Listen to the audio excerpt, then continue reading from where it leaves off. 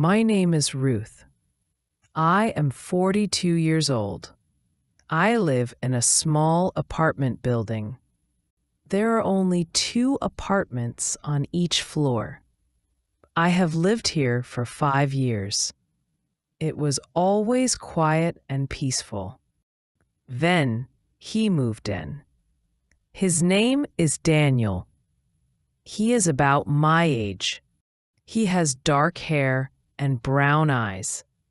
He seems nice enough, but something strange started happening the day he moved in. Every morning, I find sand everywhere around my vase.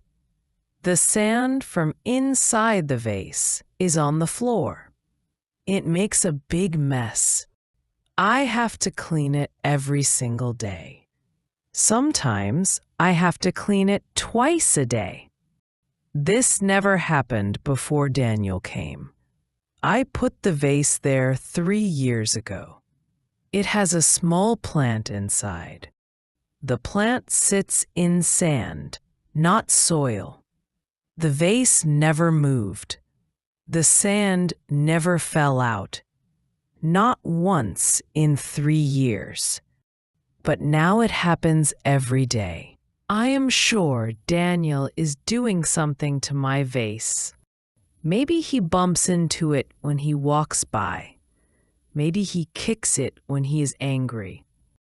I don't know why he would do this, but it started when he arrived. One morning, I decided to talk to him about it. I knocked on his door. He opened it and smiled. Good morning, Ruth. How are you? I need to talk to you about my vase, I said. His smile went away. What about your vase? Every day I find sand all around it. This started when you moved in. Please stop touching my vase. Daniel looked confused. I never touch your vase. I don't even look at it. Then why does this keep happening? I don't know, but it's not me. I didn't believe him. Who else could it be? The next day, there was sand everywhere again. I was getting very angry. I decided to do something back to Daniel. If he was going to make my life difficult, I would make his life difficult too. I took some dirt from my plant. I put it in front of his door. Then I waited. An hour later, I heard his door open. Then I heard him say, What is this mess? I smiled. Now he knew how I felt. This became our daily routine. Every morning, I found sand around my vase. Every morning, I put dirt in front of his door. Daniel started doing other things too. He would play music too loud at night. He would slam his door when he came home. I started doing things back. I would vacuum my apartment at 6 in the morning. I would drop heavy books on the floor. We were fighting every day. One day, Daniel knocked on my door. He looked tired and angry. Ruth, we need to stop this. This is crazy. You stop first, I said. Stop messing with my vase. I told you 100 times. I don't touch your vase. Then who does? I don't know. We stood there looking at each other. We were both tired of fighting. Look, Daniel said. I work at night. I sleep during the day. I almost never see your vase. I have no reason to touch it. I wanted to believe him, but the evidence was clear. The sand appeared when he moved in. We were both getting frustrated. This fight was taking over our lives. I was thinking about it all day.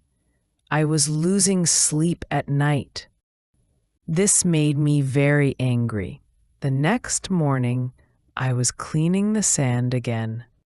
I was so tired of this daily mess. Daniel came out of his apartment. He saw me cleaning. Ruth, this has to stop. He said, We can't keep fighting like this. "Then stop messing with my vase," I said. I'm not doing anything to your vase. "Yes, you are."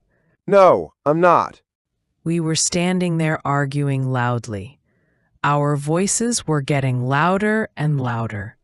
We were both very angry. We were shouting at each other in the hallway.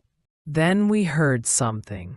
Soft footsteps on the stairs, but very light footsteps, not heavy like Daniel's boots or my shoes. We both stopped talking. We both looked toward the stairs. A small gray cat was walking up the stairs.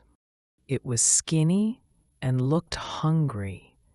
It moved very quietly. The cat looked at us. We looked at the cat.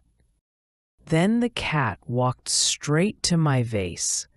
It sniffed the plant inside. Daniel and I watched in silence. The cat started digging in the sand with its paws. It pooped there.